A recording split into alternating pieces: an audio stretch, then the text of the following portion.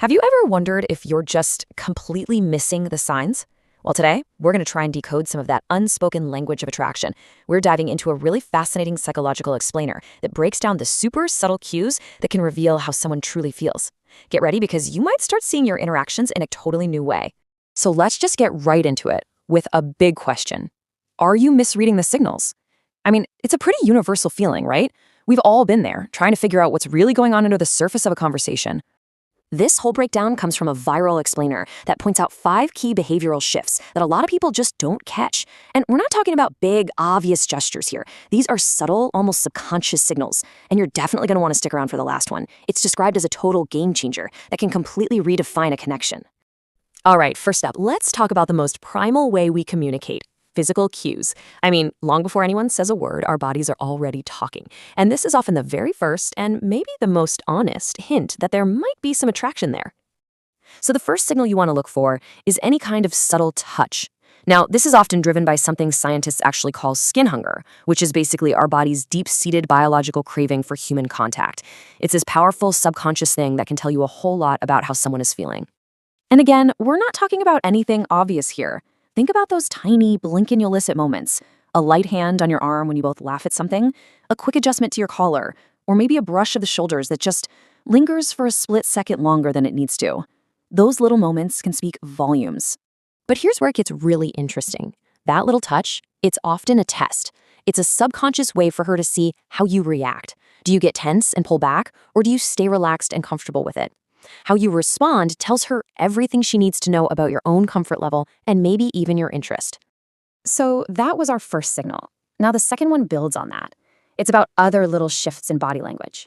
Is she suddenly playing with her hair more than usual? Or does she keep adjusting her posture so she's angled more towards you?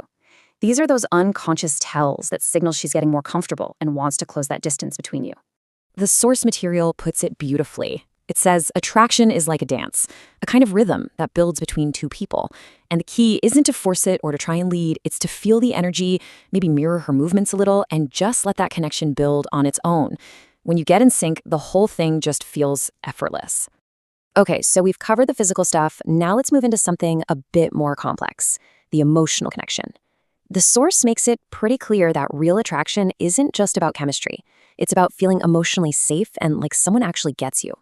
And that brings us to our third signal. It's when she makes a bid for connection. She might say something like this. Now, on the surface, it seems like a simple question, but what is she really asking? Well, she's testing the waters, looking for a sign that you can actually handle her emotional depth.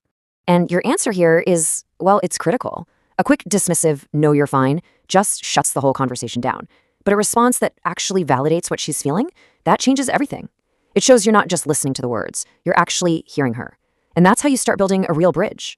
This actually leads us right into the fourth signal, which the source calls the emotional steadiness test. This is basically her way of finding out if you're a safe harbor in an emotional storm.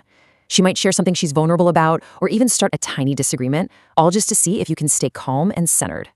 And it is so easy to fall into the trap of trying to fix whatever she's feeling, or maybe getting defensive yourself. And look, those are normal reactions, but they're not what she's looking for. She's not looking for a hero to solve her problems or someone to argue with. She's looking for an anchor. So what is the right move? Just be that calm, steady presence. Be the person who can weather the storm with her. When you can listen without jumping to conclusions and respond with a little bit of empathy, you become a source of emotional safety. And that is incredibly attractive. And now we're here, the final, and according to the source, the most powerful signal of them all. This is the big turning point, the moment that can take a casual friendship and turn it into something way, way deeper. You ready? Okay, so this last signal, it's not some big, bold declaration of love. It's way more subtle. It's an indirect invitation. She'll create a really low-pressure, socially comfortable reason for the two of you to connect on a deeper level, away from all the noise. It's like an open door, but you have to be aware enough to see it and walk through it. This is a classic example. It seems totally innocent, right? But it's loaded with potential. Other versions might sound like, hey, I have an extra ticket to this thing, or I could really use another set of eyes on this project. The key is that it's an invitation that's disguised as something else entirely. Make no mistake, this is a high-stakes moment, and it basically unfolds in 3 acts. Step 1, the opportunity appears. Step 2, she watches very closely to see how you handle it. And step 3, the outcome is decided. The connection either deepens and grows, or it just fades away. It all hangs on this moment. How you respond here is everything. You could come on way too strong, expecting something to happen, and just create a ton of pressure. That's the crash and burn response. Or you can be aware. Focus on just having an easy, fun, enjoyable connection and let things build naturally. That's the secret sauce right there. So after going through all 5 of these signals, what's the big takeaway? The source is really clear on this point. This is not about learning a set of tricks to try and manipulate someone. It's about developing a genuine sense of awareness and emotional intelligence. Let's just be super clear about this. This is not a playbook for manipulation. The goal is never to control someone. It's to connect with them.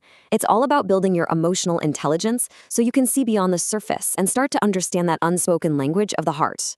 Because in the end, real attraction, it doesn't come from clever lines or flashy moves. It's something that grows out of emotional awareness and patience.